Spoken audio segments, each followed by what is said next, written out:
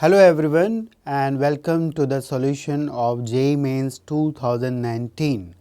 This paper was held on 12th April in the morning session. So let us move on to the first problem.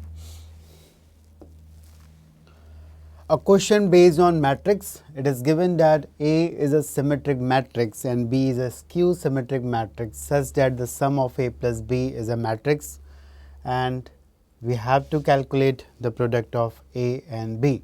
Now this again an easier question. It is very much clear that A is of order 2 into 2. So we will be assuming A and a skew symmetric matrix B. So A is a symmetric matrix. So let us say A is here for us. A is equal to A, B, C and C, and B is here, which is 0, 0, D and minus D. Now it is given that A plus B is a matrix, and this is a matrix which is given to us. So from here you can notice that A plus B is 2. So A plus 0 is 2. Again this is 3, so C plus D is 3. Again C minus D, the sum is 5. So we have C minus D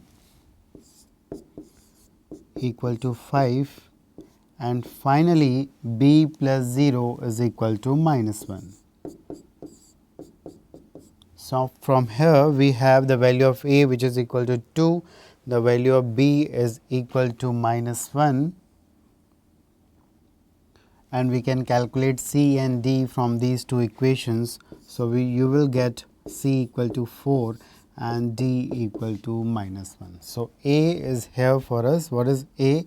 A is 2, B is minus 1, so C is this. So this is matrix A, and matrix B is D is minus 1. So this is minus 1, 1, 0. So this is the product of A and B.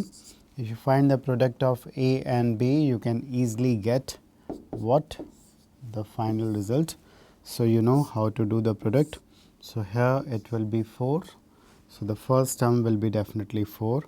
Again the second term here will be minus 2, and again here 4 into 0, this is minus 1, and the last term is again here, that is minus 4. So which one is the correct option? You can see here the correct option here is 4 minus 2 and minus 1 minus 4. So the second option is the correct option.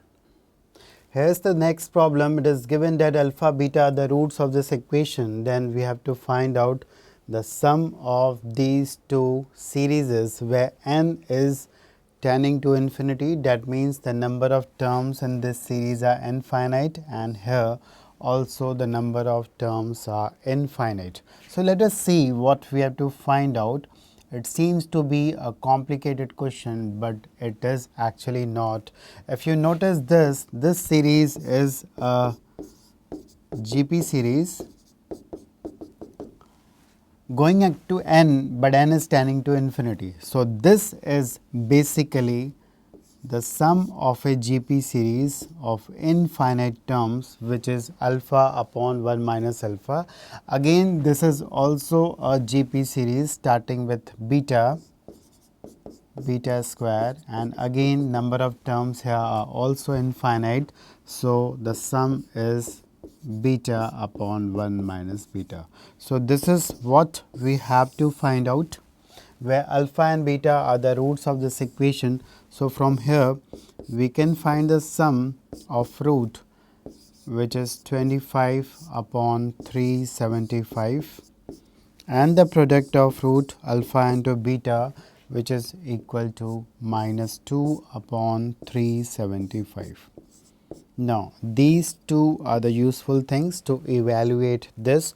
So let us see what we will get from here. If you sum this up, In the denominator, it is 1 minus alpha plus beta plus alpha beta, and in the numerator we will have alpha plus beta minus twice of alpha and beta.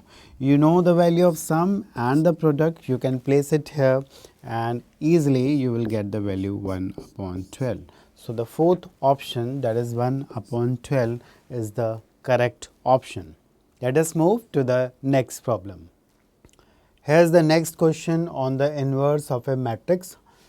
B is a matrix and A is the inverse of B, and it is given that determinant of A plus 1 is equal to 0. So, what is given here is determinant of A plus 1 is equal to 0. That means determinant of A, which is inverse of B, is known to us.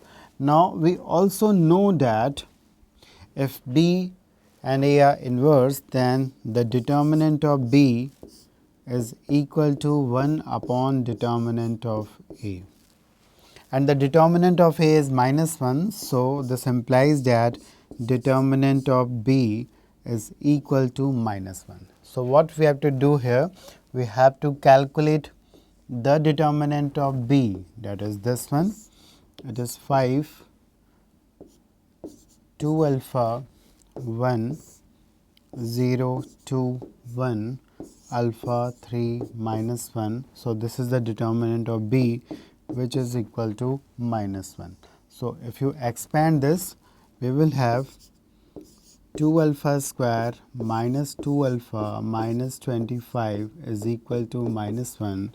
So, from here alpha square minus alpha minus 12 will be equal to 0. So, we have two factors, alpha plus 3 and alpha minus 4 is equal to 0. So, the required values of alpha are 4 and minus 3, and we need to find the sum of all the values of alpha. So, we have 4 and minus 3. So, the sum is definitely equal to 1. So, the fourth option is the correct one.